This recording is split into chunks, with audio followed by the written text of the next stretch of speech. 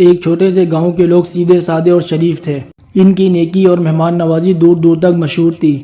اسی گاؤں میں ایک عقل مند شخص بھی رہتا تھا۔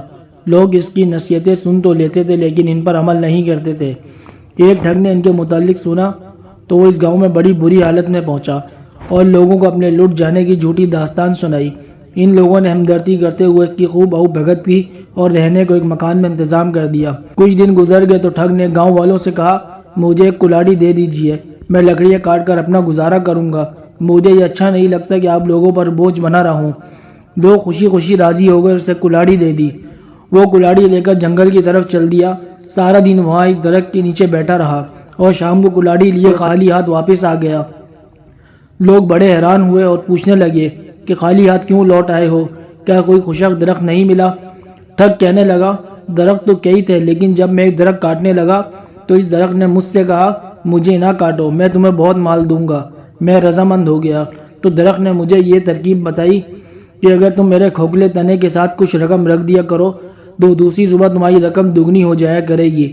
میں سارا دن وہاں بیٹھا اس بات پر غور کرتا رہا کہ جب تک آزما نہ لیے جائے درخت کے سچ یا جھوٹ کے متعلق کچھ نہیں کہا جا سکتا۔ لوگوں نے اپنی عادت کے مطابق اس پر یقین کر لیا۔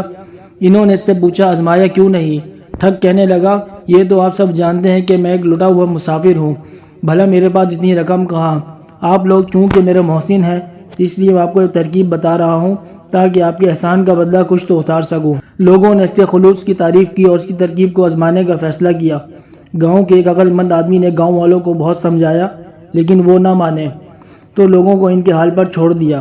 لوگوں نے مل کر کچھ رقم جمع کی اور بتائے ہوئے درخت کے تنے کے ساتھ رکھ دی۔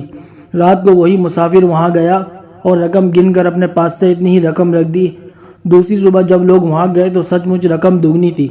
وہ یہ دیکھ کر بہت خوش ہوئے اور مسافر کے کہنے پر انہوں نے وہ ساری رقم وہیں رہنے دی تاکہ اس بار پھر رقم دگنی ہو جائے۔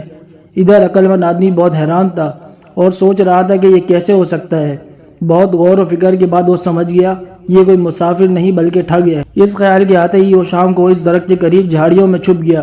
جب اندھیرا چھانے لگا تو وہی ٹھگ جو مسافر کے روپ میں تھا چھپتا چھپاتا آیا اور رقم کے برابر اتنی ہی رقم رکھ دی۔ عقل مند آدمی یہ دیکھ کر دل ہی دل میں خوب ہنسا۔ ٹھگ کی واپسی کے بعد وہ بھی تیز تیز قدموں کے ساتھ گھر آ گیا۔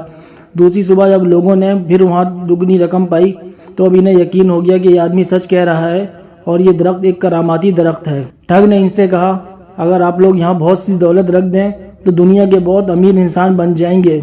لوگ لالچ میں آ گئے اور شام تک پورے گاؤں کی دولت وہاں ڈھیر ہو گئی، لیکن عقل مند شخص نے اس مرتبہ بھی اپنی رقم شامل نہ کی اور کچھ سوچنے لگا۔ شام کے سائے ڈلتے ہی عقل مند آدمی وہاں پہنچ گیا اور جلدی جلدی ساری رقم بوریوں میں بھر کر ایک نالے کے پاس چھپا دی اور ایک چادر میں چھوٹے چھوٹے پتھر بھر کر گٹھری بنائی اور اس جگہ رکھ دی۔ رات کو ٹھگ خوشی خوشی آیا۔ وہ سمجھ گیا کہ آج لوگوں نے اپنی ساری رقم چادر میں باندھ دی ہے۔ اس نے گٹھری اٹھائی اور وہاں سے چل دیا۔ ادھر عقل مند شخص کو جب یہ یقین ہو گیا کہ وہ دھوکے باز نہیں آئے گا تو وہ بھی گھر واپس لوٹ آیا۔ دوسری صبح جب لوگ خوشی خوشی وہاں پہنچے تو رقم وہاں سے غائب تھی۔ سب اپنے سر پیٹ کر رہ گئے۔ وہ ٹھگ کے ٹھکانے پر آئے لیکن وہ وہاں بھی نہیں تھا۔ شام تک وہ اسے ڈھونڈتے رہے لیکن وہ نہ ملا۔ ادھر ٹھگ ساری رات مسلسل چلتا رہا تاکہ گاؤں والوں کی پہنچ سے دور ہو جائے۔ کافی دور جا کر ایک جگہ رک کر جب اس نے گٹھری کھولی تو دیکھا اس میں رقم کے بجائے پتھر ہیں۔ وہ بڑا سٹ پٹایا۔ اسے اندازہ ہو گیا کہ عقل مند شخص کو کسی نہ کسی طریقے سے اس کی ٹھگی کا اندازہ ہو گیا ہے۔ اس نے موقع سے فائدہ اٹھا لیا، مگر اب وہ واپس جاتا تو وہ اس کی بات پر یقین کرنے کے بجائے اس کی خوب مرمت کرتے، لہذا اس نے بھاگ جانے ہی میں عافیت سمجھی۔ ادھر گاؤں میں جب لوگ کافی پریشان ہو چکے تو عقل مند آدمی نے سارا واقعہ بتایا اور ان کی رقمیں بھی انہیں واپس کر دی جو دگنی ہو گئی تھی۔ لوگ بہت خوش ہوئے اور اس کے بعد سے وہ اس کی نہ صرف عزت کرنے لگے بلکہ ہر کام اس کے مشورے سے کرنے لگے۔ ٹھگ جو اس گاؤں کے لوگوں کو لوٹنے آیا تھا خود ہی لٹ گیا۔